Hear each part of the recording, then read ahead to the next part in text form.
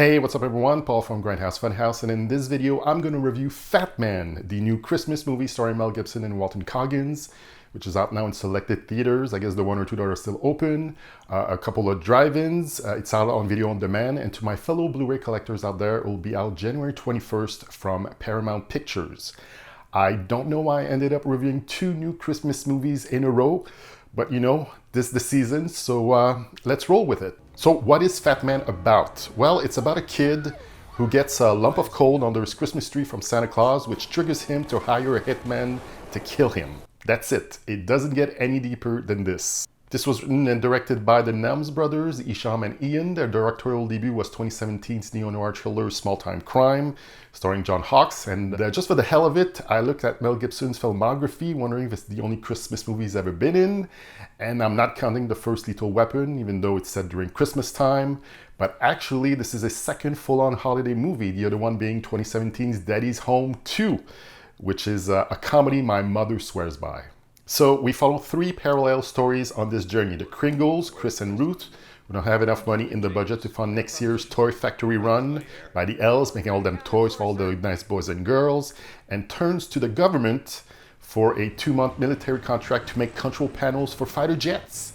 It's a decision Santa had to make because Washington threatens to cut off his government subsidies. You know, it's all about the money for them, since Santa propaganda boosts holiday spending that benefits big business. Then we have this rich 12-year-old brat we're calling the little shit, who lives alone in his mansion with his grandma, and the waitstaff working on getting another first place blue ribbon at the next science fair while being sad his daddy's not around.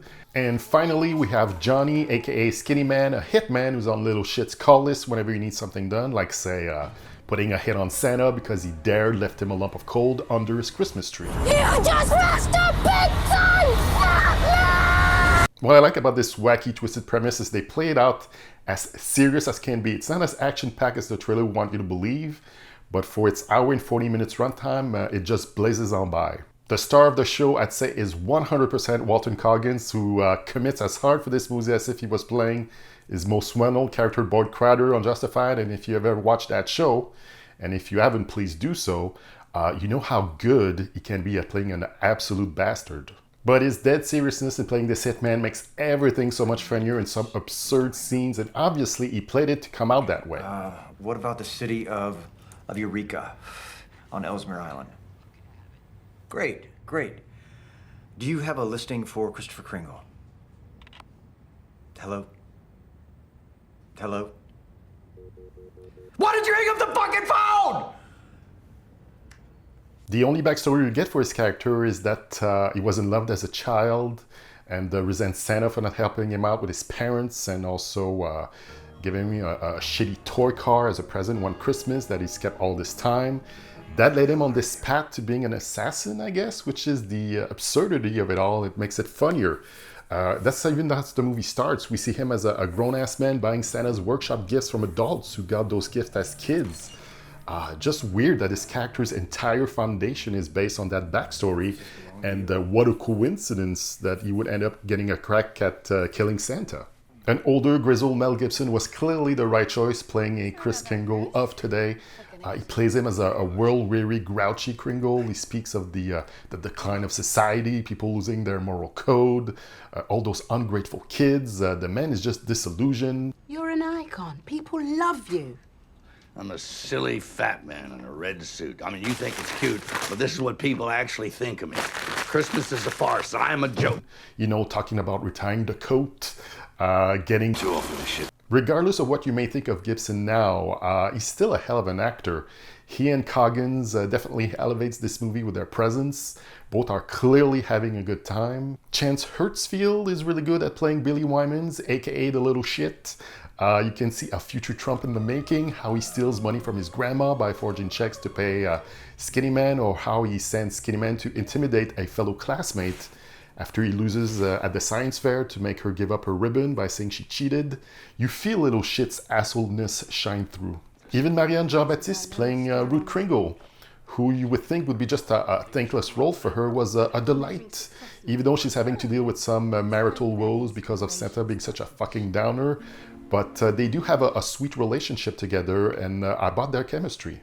So when Skinny Man finally figures out Santa's location, we get a mini road trip to the North Pole, where we get to find out about Skinny Man's one true love being his cute little hamster, which we get a pretty funny scene from it at a pet shop. We get to the showdown at the end, where it gets a bit tense and pretty bloody. I've come for your head, Fatman!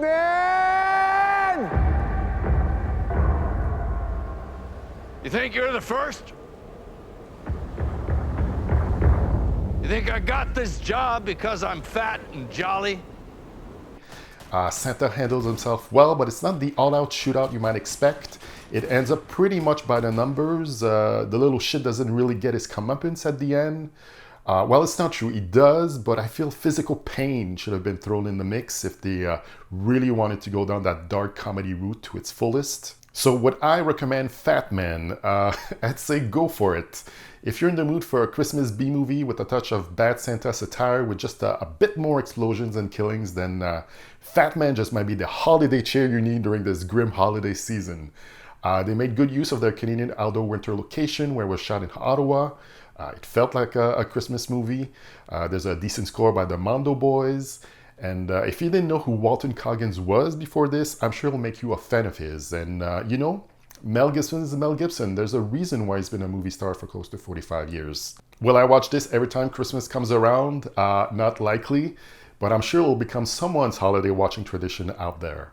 I'm giving it 7 grizzled Mel Gibson heads out of 10. That was my review for Fatman.